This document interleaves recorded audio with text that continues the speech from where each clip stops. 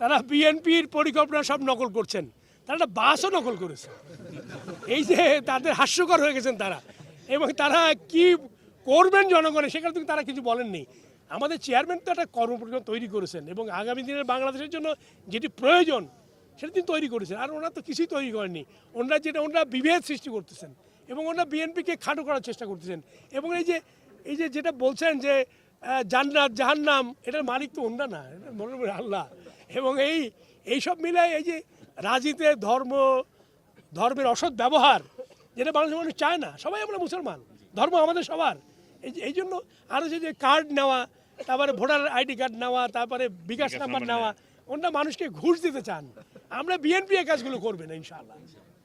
Furniture just smarter, JMG furniture. দেশনীতি বেগম খালেদা জিয়া অন্তত 50 বার খুলনা জনসভা করেছেন, মহাসমাবেশ করেছেন, এবং এবার নতুন নেতৃত্ব জনাব তারেক রহমান উনি আসছেন। আপনারা দেখেছেন সারা বাংলাদেশে যেখানে তিনি সফর করেছেন সেখানে মানুষের স্রোত, মানুষের ঢল নামে, এবং এবারও খুলনায়ও সেই ঢল নামবে। খুলনার মানুষ কিন্তু অধীর আগ্রহে অপেক্ষা করছে। দীর্ঘ 16 বছর পরে এবারে নানা কারণে এবারের নির্বাচনটা গুরুত্বপূর্ণ, এবং সেই নির্বাচনে তিনি তার দলের প্রার্থীদের পরিচয় করিয়ে দিতেই উনি খুলনা আসছেন। এবং আমরাও খুবই আনন্দিত যে আমাদেরকে উনি নিজে হাতে পরিচয় করে দেবেন।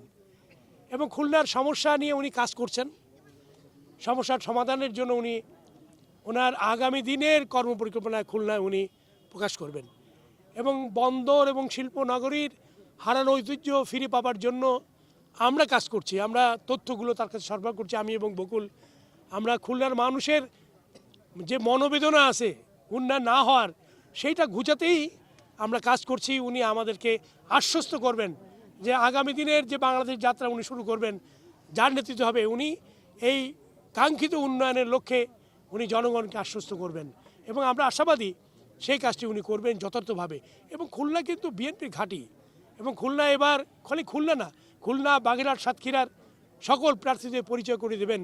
এটি আমাদের সৌভাগ্য যে এবার আমরা খালিশপুরে জনসভার আয়োজন করেছি, এবং এটা একটু ডিফারেন্ট এই জন্য যে আমরা সব আসনেই আমরা কাজ করছি একসাথে, এবং এখানেও আমরা খালিশপুর, দৌলতপুর, খানজাহানি মিলে সব জায়গায় আমরা নিজেরাও আসছি, কাজ করছি।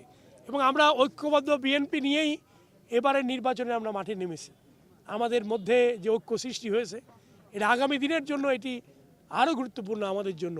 এবং এবারের নির্বাচনে ফলাফল এমন হবে যে জোয়ার এবং ভূমিধস খালি না, এই যে মানুষের যে আকাঙ্ক্ষা, মানুষের যে প্রত্যাশা, এবং এই পূরণের মধ্য দিয়ে এই বিএনপি নবযাত্রা শুরু করবে।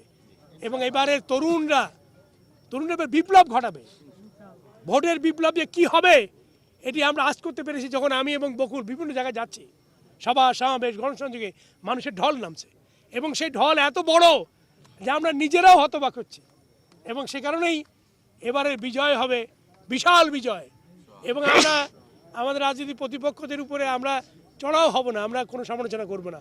আমরা আমাদের জনগণকে নিয়ে তাদের প্রত্যাশা, রাজনীতির আগামী দিনের ভাবনা, তাদের ভাবনার কথাই আমাদের মুখ থেকে বেরোবে।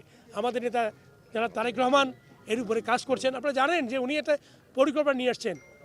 উনি বাংলাদেশে নেমেই বলেছে আই হ্যাভ এ প্ল্যান, এবং সেই প্ল্যানটাই হচ্ছে জনগণের প্ল্যান। জনগণ যা চায় উনি সেটাই দেবেন। এই জন্য আমরা আশাবাদী। বকুল বলেছে যে উনি সকালে আসবেন, হেলিকপ্টার করে আসবেন। উনি খুব অসুস্থ, খুলনার প্রোগ্রামটা না হওয়ার মতো ছিল, পরে উনি একটু সুস্থ হয়েছেন। উনি বকুলকে এবং আমাকে দুজনকে মেসেজ দিয়েছেন যা উনি খুলনা আসবেন। খুলনা 2 জায়গায়, বেশি জায়গায় যেতে পারবেন না সুস্থতার জন্য। অল্প সুস্থের মধ্যেই কাজ করবেন। এবং আমরা চাই যে আমাদের খুলনা শহরের এই যে জনসভা, এর মধ্যে দিয়ে বৃহত্তর খুলনার মানুষের প্রত্যাশা পূরণ হবে।